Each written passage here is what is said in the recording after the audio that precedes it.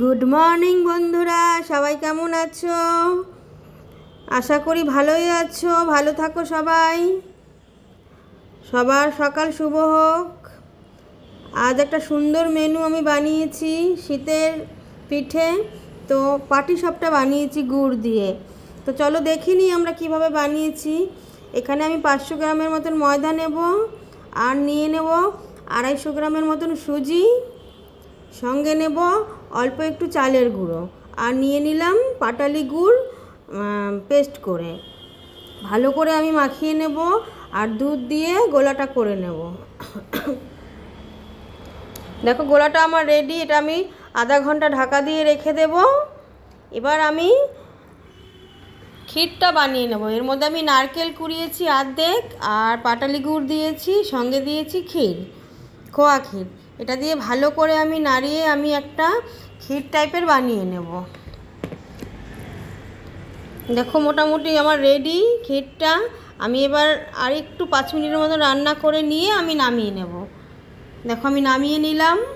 এবার আমি পাটিসাপটা বানাবো এক এক করে।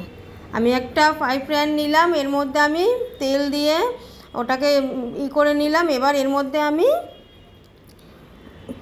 পাটিসাপটার গোলাটা দিয়ে আমি একটা রুটির মতো বানিয়ে নেব পাতলা করে।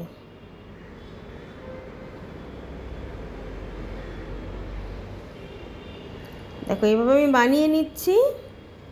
আর এই গোলার মধ্যে আমি নারকেলটাকে দিয়ে দিচ্ছি, ক্ষীরটাকে দিয়ে আমি গোলা রুটির মতো পেঁচিয়ে পেঁচিয়ে আমি বানিয়ে নেব।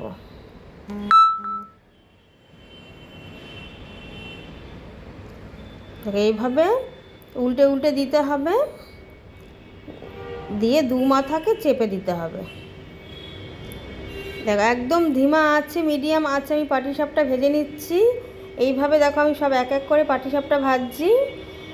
আর বন্ধুরা এইভাবে পাটিসাপটা বানিয়ে দেখবে, খুব টেস্টফুল লাগে খেতে।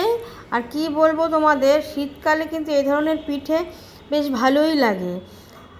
আমি এক এক দিন এক এক ধরনের পিঠে বানাই, রোজ মানে একবারে সব পিঠে নিয়ে আমি বসি না। এক এক দিন এক একটা পিঠে বানালে পিঠেটা একটু ভালোও হয়, খেতেও ভালো লাগে। তো আমার রেসিপিটি পুরোপুরি রেডি বন্ধুরা। তো এই রেসিপিটি যদি ভালো লাগে like comment share follow please করে দেবেন। ইউটিউব চ্যানেলে গিয়ে প্লিজ সাবস্ক্রাইব করে দেবেন। আজকের জন্য ধন্যবাদ, টাটা। কালকে আবার নতুন ভিডিও নিয়ে আসবো।